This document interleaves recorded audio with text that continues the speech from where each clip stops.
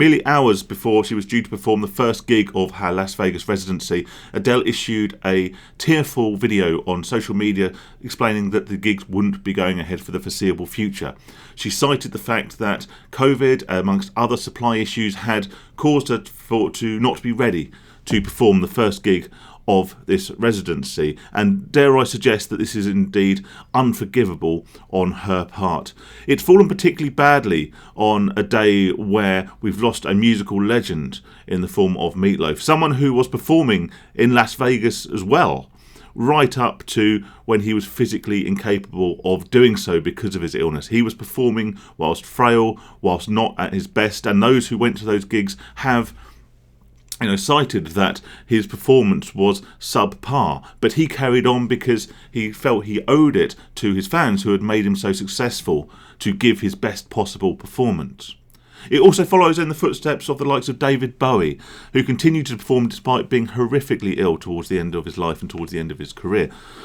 And of course, who can forget the great Freddie Mercury, who insisted to his band that he continued to be used to create new music right up to his death. And you can see in his last live performance and certainly in his last music video, just how frail and in pain this guy was, but he continued to perform because he felt he owed it to his band and to his fans to continue for as long as he feasibly could. The show must go on, he sang. And on a lighter note, of course, we have the likes of Dave Grohl, who finished the gig after falling off the stage and breaking his leg.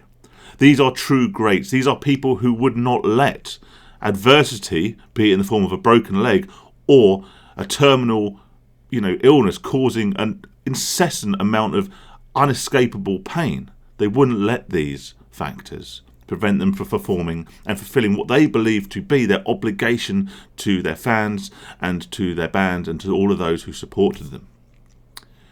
The saddest thing about this with Adele is I fear it may well tarnish her legacy. I have never been a massive Adele fan, however I couldn't help but admire her when she got up at the Brit Awards and sang an almost unplugged version of Someone Like You. Not only was the vocal performance exceptional, one of the truly great live vocal performances, it was fantastic to see her humble nature when confronted with such a big arena. She almost looked like she felt out of place on the big stage. There was definitely something of a relatable nature about Adele. It felt like she didn't let the fame get to her and change her, persona from those of the girl from the humble beginnings. However, with the recent issues surrounding her not allowing people who weren't double jabbed to her gigs, and now this tearful insistence that she won't be able to perform because she isn't ready, I feel this may tarnish her legacy. It's almost impossible to believe that in Las Vegas, host to some of the biggest names and the biggest stars in music, that she wouldn't be able to put together a show with a sound producer and a lighting director, where these must be available in abundance. Adele historically hasn't required huge bands or massive backing groups purely because her performances are reliant almost exclusively on her own vocal ability.